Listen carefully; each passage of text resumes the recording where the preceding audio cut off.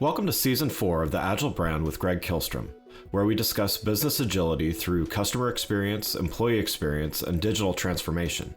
I'm your host, Greg Kihlstrom.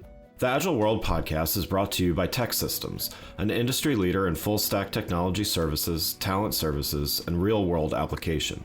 For more information, go to teksystems.com. To read more about the topics discussed on this show, you can go to my website at gregkihlstrom.com and read my latest articles or get a copy of my latest book, Meaningful Measurement of the Customer Experience, now available on Amazon and other retailers. My name is Greg Kihlstrom, and I'm the host of the Agile Brand podcast. Today we're going to talk about the power of using analytics to improve your company and team performance. To help me discuss this topic, I'd like to welcome Steve Leeds, Vice President of Business Analytics for Ironwood Pharmaceuticals, and author of The Analytic Detective. Steve, welcome to the show. Thank you so much for inviting me on the podcast. Yeah, absolutely. Looking forward to talking with you. So why don't we start by you giving a little background on yourself and what you're currently doing?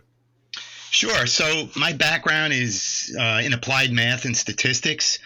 And in school, I got pretty serious about it. I was really into it. So I ended up studying and got my doctorate at University of Connecticut.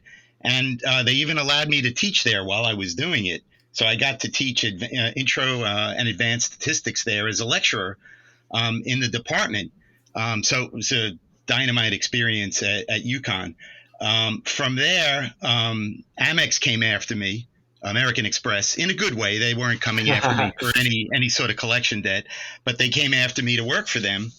And that was really, those were heady times. That was very exciting to be working for a huge American company. So I went over to American Express and I got kind of my first good exposure to analytics. And I worked there for a little over 5 years. And with that experience, I decided to start my own analytics company. Now, this is around the mid-90s, so we're going back a way. I'm kind of dating myself. But so back in the mid-90s, I started my own company, and it was called The Marketing Investigator. So for some reason, I have this idea about detective work and investigation. But it was a real fun time to have an analytic consulting company. So I built models back then for financial services, insurance, automotive, retail, mostly on the direct marketing side of the business. But I also got to do some legal consulting, which was a lot of fun. So, and around 2002, I decided, you know what, I'd like to get back and work full time at a company. I love the consulting, but there was a little bit of loneliness to it. And, you were living from client to client. And I thought, I'd like to get back. And I always wanted to, the one area that I had not touched in analytics was pharmaceutical. I ended up landing a gig back then in 2002 doing pharmaceutical marketing and sales analytics. So not on the clinical side, but mostly on the marketing and sales side of pharmaceuticals. And since then, I've been on that. I've been doing that. I've managed analytics groups at a few different pharma companies. And right now, I'm currently the VP of Business Analytics at Ironwood, which is in Boston, Massachusetts. Nice. Well, let's start by talking about your book, The Analytic Detective, to follow that detective theme there. So, yes. So why did you want to write this book, and what do you feel needed to be explored as you were planning it?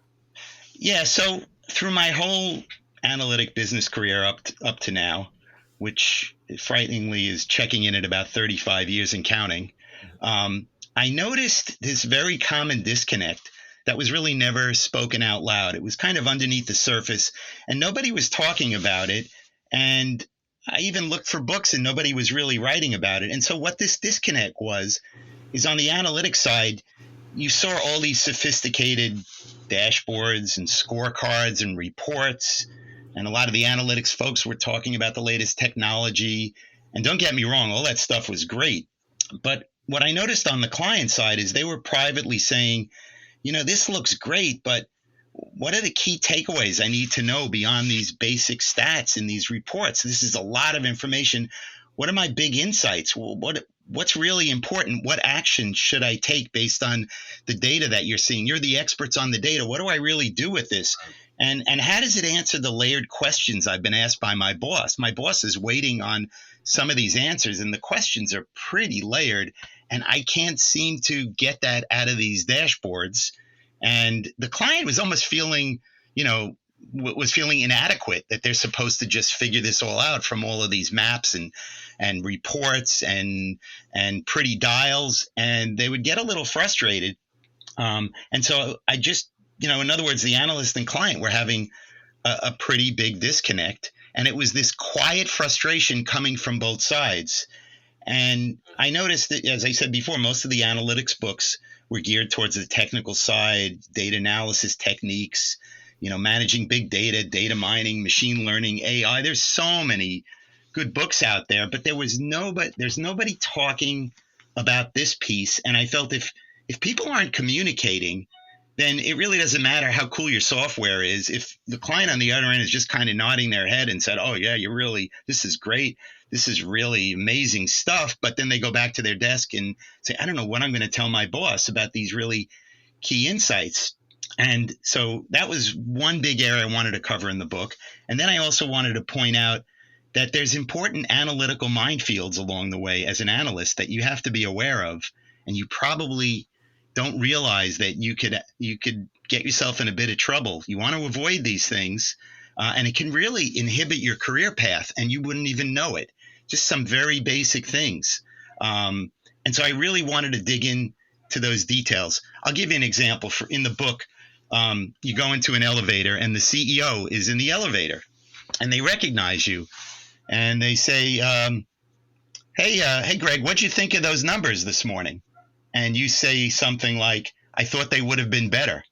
Well, you've actually now created a situation for your boss that your boss may have to answer, hey, Right. your guy Greg said he didn't think the numbers were so good, and you were singing a different tune this morning. Now you've got an issue with your boss. You didn't really want to do any harm. You were just being honest. But now your boss is saying to you, you've kind of created a situation for me that I could have done without. And I realize you're being honest, but you're a bit naive to say that to the CEO in the elevator, because they're going to come after me for that. And now I actually have a big problem. And that's just a small example. Something as innocuous as that could actually blow up your career. And I've seen it happen. Yeah. And so I like to write about this stuff and say, look, be careful. Use some emotional intelligence here. You may not have been trained for that when you were in your analytics class, but this is something you've got to be careful about. So I talk a lot about that in the book, and also ways you should even write emails as an analyst. And so I feel like I've kind of covered some new ground that folks don't really get to, and it's really critical that you know how to do that. It's a very important part of your toolkit as an analyst. Yeah, that's great. Yeah, it's like talking about numbers, right? It's definitely an important skill to have. So that's great. Well, you use a term in your book, the analytic trifecta. Can you talk a little bit about what that is? Sure. So to me, I even call this the fundamental theorem of analytics, if you will. It should be for any set of results, and it's actually very simple. And it sounds so simple, you think, well, yeah, everyone's doing that, but they're not. So the theorem, it would go, well, whenever you have any sort of analytic results, the first thing is, what did you find? The second piece is, why is it happening, or why is it important? And if it's important, how can it be addressed? So it's these three pieces of the what, why, and how. And if you can execute all three, I've called that pulling off the analytic trifecta. Now, that sounds really simple. The problem is that many analysts are very good at the what. And a lot of times they just stop at the what. Well, what is the information? What are the growth rates? What's the performance? What's the response rates? What's the breakdown by age? They can answer what. They can put it on dashboards. They can give you pretty drop downs. They can show you all sorts of spreadsheets, and it's all the what. But what happens is that the minute somebody looks at any data, they immediately go to the why. Well, why is it happening? And the why is a complicated question. The why is actually where the analytics meets the business. Yeah. And you've got to know a little bit about your business to understand the why. Now, many analysts may not, or even a junior analyst may not understand the why. They may even be afraid of the why. That's okay. They don't have to have that answer, but they have to have that passion and interest to look for the why and talk to people and say, I'm thinking about this as being the why. What do you think? And now you're making relationships with folks and you're thinking more about the business very differently than just producing data and answering requests. And if you've actually found something that's interesting and not just nice to know, then the question is, how can it be addressed? And that's really important. That's really important. And the analysts don't see why and how as part of their job. They don't feel comfortable in what they consider the deep end of the pool. But my advice is push through this fear. You'll find out that if you start down the road where you do this, you can become an irreplaceable asset at your company. And, look, treading in these deeper waters requires acquired skills, which I highlight in the book. But don't just stop at the what. Don't just say, well, here's the data. I don't know where to go from there. But isn't it pretty? Doesn't it look great? Look at all these trends. Look at all these great slides. And that's a great skill to have. But go the next step and try to really think about the why and bounce it off of people and see what they think. And you'll learn so much that way. Yeah.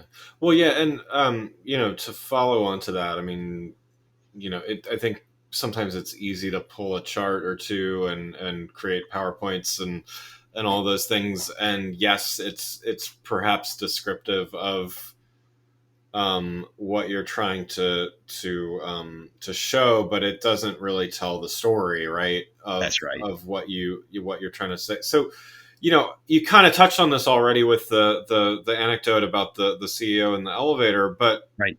How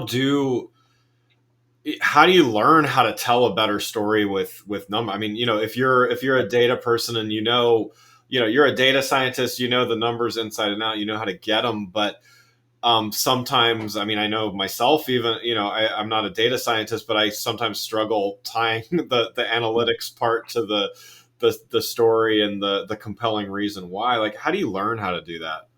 Right. So the first part is when you're looking at everything, you got to ask yourself the question, what's the big takeaway here? What is the story that you were going to present to people? You may not know for sure what the big takeaway is. Go through it. Maybe you need to ask for help and say, what is really important to you, client, that you really need to understand? What's the type of insight you're looking for? So, once you have that story put together, that's exciting. The thing is about storytelling, so there's a lot of stuff about storytelling, and people love stories. But the one thing people forget about storytelling is it requires patience from the individual on the other end. And you also have to be in the mood to hear a story. So if I tell you, I've got a wonderful story to tell you, wouldn't you want to sit down and listen? No, actually, I don't have time. And we're in the boardroom and I don't want you to tell me a long story. And so that's where the storytelling stuff kind of breaks down, because the time and the patience at higher levels in the organization are many times not going to be there. So whatever story you're going to tell, get to the point really quickly. Stories over a certain time limit are always going to get derailed. And the higher up that meeting is, the more you're going to get derailed even quicker. And you don't want to get flustered by that. Oh, I had this wonderful story to tell, and then somebody interrupted me who happened to be the CEO and said, I want to know about this. And, oh, they threw my whole story off. Well, expect that. That's the norm. So, so back to, how do you build a concise story? The first thing is, don't let the graphs and the charts just stand on their own. In other words, when I always see these charts that just say monthly sales, and then you see a graph and it's in, let's say, alphabetic order by state, and you could picture, some bars going up and down, and you look at it and say, okay, so what's my takeaway from this? I'm looking at the headline of that, and it just says monthly sales. Okay, yeah, I knew that was monthly sales. What are you trying to tell me in that slide? So I think it's really important for every slide you go through. The first thing is it should be really simple for somebody to digest. You don't want the recipient of that slide staring at that. Once they get to like the 7 to 10 second mark, they get frustrated. they get to feel dumb. Like, I don't know what they're telling me. I don't know what this slide is, what the point is. Bring them to it. Make it really easy so that they can figure out within a few seconds exactly what your point is.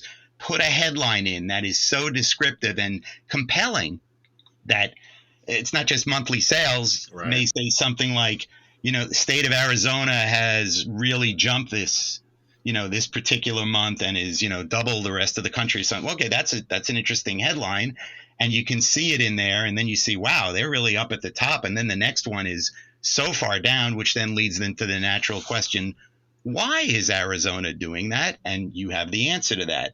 So, I think that's how you build a story. You lead people to what you're finding with the data. You don't want to make stories up, but you want to lead folks to that. And you want to have a nice flow to it, but not too many slides. And it shouldn't take too much time for folks to digest it, because they're just going to get frustrated. And you don't want to frustrate your audience. You don't want them going to their phones and starting to check their phones and email because you've lost them. So right, I think that's all part of it. Try the presentation out on a colleague and say, how are you receiving this? Is this too complicated? Is it easy? And so that's a little bit of kind of slide. I like to build very simple slides. I don't like to put a lot in it. And I always ask the question, the minute I build a slide, I just say, so what? Well, yeah. And I think, the other phenomenon that I've seen is, particularly if you're talking to an executive or a stakeholder that, they know the business, but they don't necessarily know the nitty gritty of what you're trying to show them. If you show them something, one of two things, at least in my experience: one, they're going to assume that it should be important. And if they don't really if they can't connect the dots to your earlier point with the story, then they're going to be like, why are you showing me this? And that's right. If they do know what's important, and they see that you're showing them this meaningless number, it's not going to look good on you. Right. So it's a lose-lose proposition, in other words, to just kind of show. And I think, this is kind of the challenge with, there's a lot of dashboards out there. Like every SaaS product, for instance, has a dashboard. And so it becomes, I've done a lot of work in digital marketing and, let's say website analytics. It's like, okay, well, Google Analytics has this like opening screen that shows a bunch of stuff. And so you just copy and paste that screen because it's easy to do versus creating a custom report. And yet maybe only one chart on that entire dashboard is actually of use to the client or the stakeholder that you're showing it to. And yet you just kind of do it because it's easy, not because it's right. Right. And it's cool to automate it. A lot of analytic folks love automating the dashboards and telling them, look how great this is. I use the analogy in the book of, when you drive your car, you have a dashboard, you have all these dials. Do you actually stare at your dashboard when you're driving? Right. No, you don't. You actually look out the windows. A good driver is making insightful decisions based on what they're seeing through their front view mirror and through their rear view mirror. And that's really the way. The dashboard just tells them, look, you're almost out of gas, or, you're going too fast. That's valuable to look at, but that shouldn't be the whole thing. And a lot of folks have designed dashboards to look like a car. Maybe that's a male thing. I don't know. But a lot of times you see these dials and that's great. Those really look pretty, but I can't get insights from them from the specific questions. I can't ask a dashboard a question. Right. And then if it's not on the dashboard or it's not in the report, then I'm going back to the analyst and saying, look, you gave me all this information. Here's the question I really have. Could you give me that answer or help me on the journey to get there? And I think that's really what it's all about.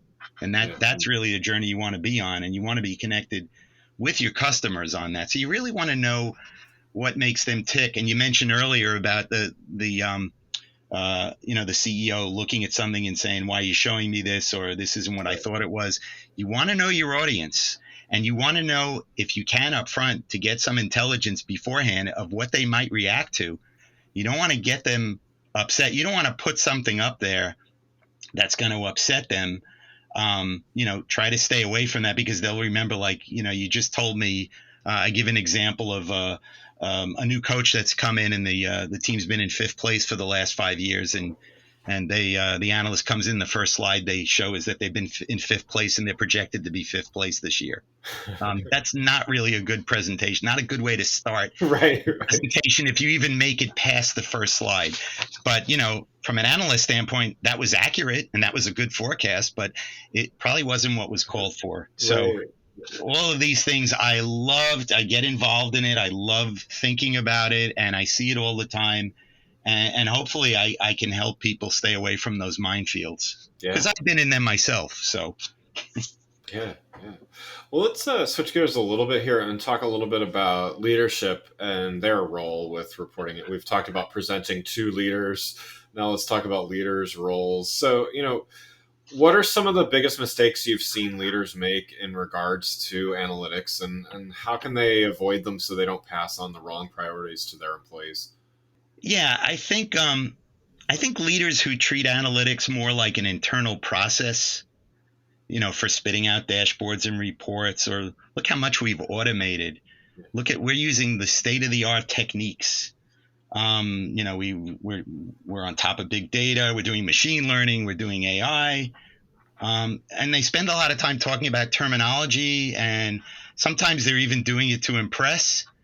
And I can tell you, the clients, they may like the name and say, wow, it's really sophisticated. But from a leadership standpoint, your clients are just going to be so enamored with all that for so long that these leaders sometimes forget that they should be engaging with their customers, their internal customers. And cool software is impressive, and a lot of times these leaders say, yeah, we have great stuff and everything, the rest will take care of itself. But that's not the case. It's really, you're there for your customers. They're the ones who need the insights. They're the ones you need to ride with, and they're trusting you that you know the data and that you understand the business mostly like they do, so that you could help them really dig out what's important in the data. And so I think leaders who spend too much time focusing on the beauty of analytics kind of miss the boat. I feel very strongly that leaders should be inciting their teams to be analytic detectives. And it's kind of how I got the name of the book. It was a bit by accident. I was in a boardroom many years ago, and an executive said, "Could you describe what your group does?" Yeah. And I thought, I've got to come up with something really quick, because they don't want to hear a long discussion. They were just, saying, just give us a quick thing, give us your name and tell us what your group does. And I said, my group are analytic detectives. There's mysteries in the data that we need to solve. That's our job. Nice. And this guy loved it. And other people loved it so much that it kind of shocked me. I said, well, I guess I have the title of my book. So Nice. that's how it all. But really, leaders should focus on that. That's what they're there for. They're there to support their internal customers. Yeah, yeah. Well, and so what about those leaders that some feel very comfortable with the numbers and Yep. and some don't, and how much should if a leader doesn't feel strong in with analytics and data and everything, what should they do to try to be a more valuable leader? Yeah. Yeah, that's a great question. And I've had leaders who have not been comfortable, and some of them have still been great, and others not so great. And I think the difference is that don't worry so much about the fact that you don't have the analytic skills, but what you need to do is, appreciate the folks who do have those analytic skills in your group. And, you don't want to fall into traps where you go to those individuals and say, that really shouldn't take so long, right? Don't you have that automated?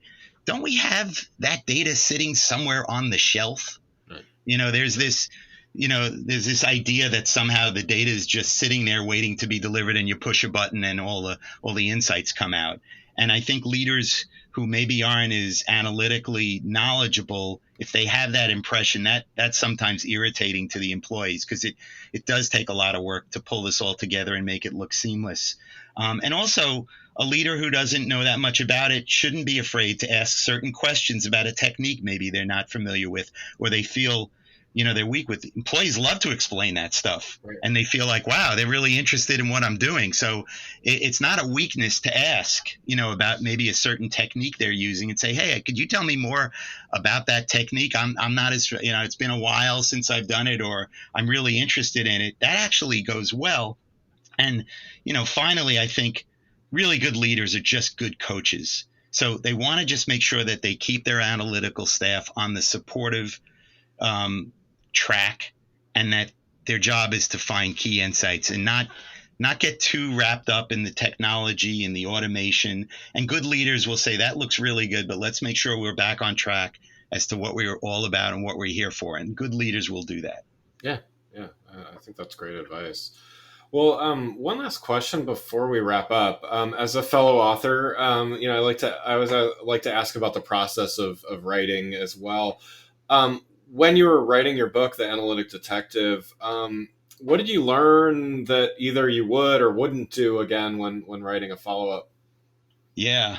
So this was my first book, and it was challenging. I'd been talking about it forever, and I just couldn't figure out how to get past certain things. So one of the real big, I had two really big insights that took me a while. So when you're writing, at least when I'm writing, and I think it's pretty common for the folks, if they're typing, I find that, you go through, you look at your sentence, and the minute I have the sentence on the page, I hate it. I don't like it.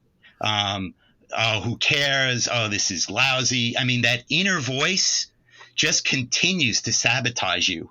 At least it does with me. And as I'm writing, I found I just hated it. After I'd go back, I hate it. I don't like it. And it really stops you from writing. And I couldn't get anywhere. And I thought, how do I get around this? And I found, I can't remember where I saw it online, but somebody pointed this out that I think is incredibly valuable. When you're typing and you're putting it on the page, your brain has the chance to critique it. And that's the problem. And that's why you slow down. So how do you make it so that your brain doesn't have enough time to do that? And you generally do it using some speech recognition software, or you dictate it. And so I used one of the older ones. I know it's, archaic, the Dragon Naturally Speaking. I think that's like one of the first ones.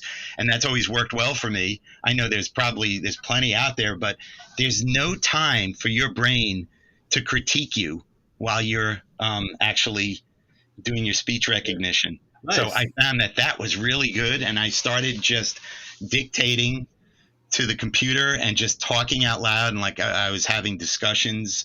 And I got to give a shout out, by the way, to Book Launchers, a company that helps nonfiction authors. They gave me great coaching on that. And they were, it was stuff we were doing transcripts, and they were recording me, and I got so much great content. So that was one big learning I got from writing. The other big learning for me was, I'm actively working, and I'm involved in these analytic situations. And every time I was at a meeting, something would happen at the meeting that reminded me of, oh, I want to write about that.